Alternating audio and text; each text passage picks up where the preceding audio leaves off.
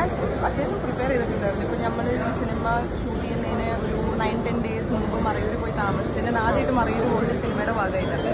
അപ്പോൾ മറയൂർ പോയി താമസിച്ചു. അവിടെ കുറച്ച് രസമുള്ള ക്യാമ്പുകളും കുറേ ആക്ടിവിറ്റീസ് ശർക്കര കുരുട്ടാൻ പോയിട്ടുണ്ട്. എനിക്കറിയില്ല എത്ര ചൂടുള്ള സാധനമാണ്. അടിപൊളി എക്സ്പീരിയൻസ് ആയിരുന്നു. ഇതുപോലത്തെ സിനിമകളും കഥാപാത്രങ്ങളും ചെയ്യുമ്പോൾ മാത്രം കിട്ടുന്ന തരം ഒരു എക്സ്പീരിയൻസ് ആണ്. സോ ഹാപ്പി ആൻഡ് ഇത്രയും ഇയേഴ്സ് ഓഫ് എക്സ്പീരിയൻസ് ഉള്ള ഒരു ആക്ടറല്ലേ, സൂപ്പർ സ്റ്റാർ ആണ്.